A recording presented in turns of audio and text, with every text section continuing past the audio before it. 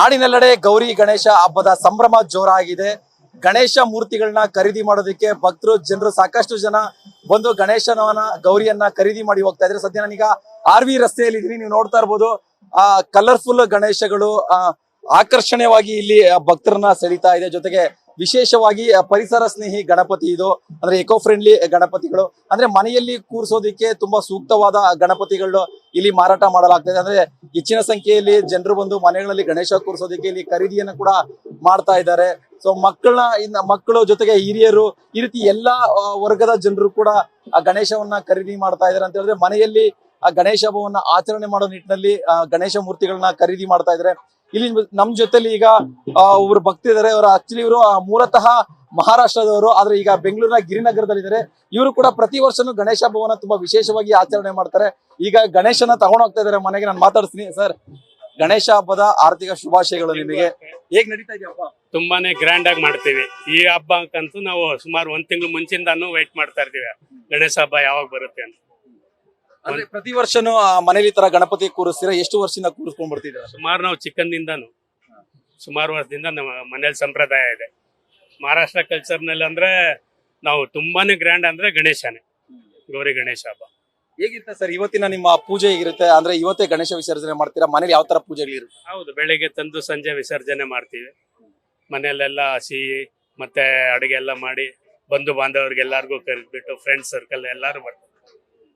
ತುಂಬಾ ಗ್ರ್ಯಾಂಡ್ ಆಗಿ ಮಾಡ್ತೀವಿ ಹಬ್ಬ ಮಾತ್ರ.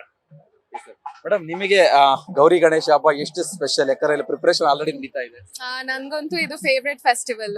ಯಾವಾಗ್ಲೂ 1 ವರ್ಷದಿಂದ ನಾನು ಗಣೇಶ ಚತುರ್ಥಿ ಯಾವಾಗ ಬರುತ್ತೆ ಅಂತ ಡೇಟ್ ಫಿಕ್ಸ್ ಮಾಡ್ಕೊಂಡು ಏನೇನ್ ಮಾಡ್ಬೇಕಂತ ಅವಾಗ್ಲೇ ತಯಾರಿ ಮಾಡ್ಬಿಟ್ಟಿರ್ತೀವಿ.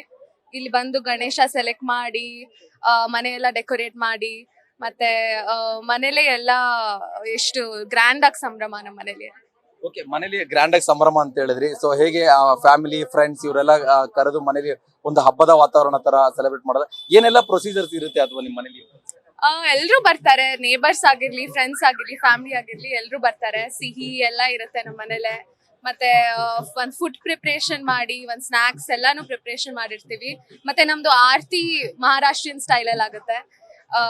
ಸೊ ಇದು ಎಲ್ಲ ಫುಲ್ ಗ್ರ್ಯಾಂಡ್ ಆಗಿರುತ್ತೆ. ಈಗ ಗಣೇಶ ವಿಸರ್ಜನೆ ಇವತ್ತೇ ಆಗುತ್ತಾ ಅಥವಾ ಅದನ್ನ ಯಾವ ತರ, ಅಂದ್ರೆ ಡ್ಯಾನ್ಸ್ ಮಾಡ್ಕೊಂಡು ಈ ತರ ಮೆರವಣಿಗೆ ಮಾಡಿ ಆತರ? ಹೌದು, ಇರುತ್ತೆ. ವಿಸರ್ಜನೆ ಅಂದ್ರೆ ಫುಲ್ ಗ್ರ್ಯಾಂಡ್ ಆಗಿದೆ. ಗಿರಿನಗರದಲ್ಲಿ ಒಂದ್ ಪಾರ್ಕ್ ಇದೆ, ಅಲ್ಲೇ ದೊಡ್ಡದಾಗಿ ವಿಸರ್ಜನೆ ಆಗುತ್ತೆ. ಸೊ ಡ್ಯಾನ್ಸ್ ಎಲ್ಲ ಇರುತ್ತೆ, ತಮಟೆ ಎಲ್ಲ ಇರುತ್ತೆ.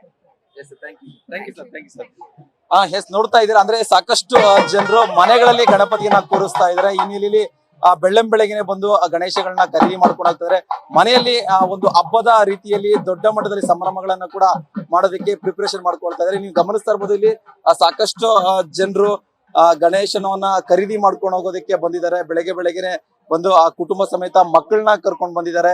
ಸೊ ಹಿರಿಯರು ಬಂದಿದ್ದಾರೆ. ಈ ರೀತಿಯಾಗಿ ಸಾಕಷ್ಟು ಜನರು ಆ ಗಣಪತಿಯನ್ನ ತೆಗೆದುಕೊಂಡು ಹೋಗಿ ಮನೆಯಲ್ಲಿ ಕೂರಿಸಿ ಹಬ್ಬವನ್ನ ಸೆಲೆಬ್ರೇಟ್ ಮಾಡೋದಕ್ಕೆ, ಅಂದ್ರೆ ಕೆಲವರು ಇವತ್ತೇ ಗಣೇಶವನ್ನ ಕೂರಿಸಿ ಇವತ್ತೇ ವಿಸರ್ಜನೆ ಮಾಡ್ತಾರೆ. ಇನ್ನು ಕೆಲವರು 3 ದಿನಗಳ ಕಾಲ ಪ್ರತಿಷ್ಠಾಪನೆ ಮಾಡ್ತಾರೆ. ಇನ್ನು ಕೆಲವರು 5 ದಿನಗಳ ಕಾಲ ಕೂಡ ಮನೆಯಲ್ಲಿ ಗಣೇಶವನ್ನ ಕೂರಿಸ್ತಾರೆ.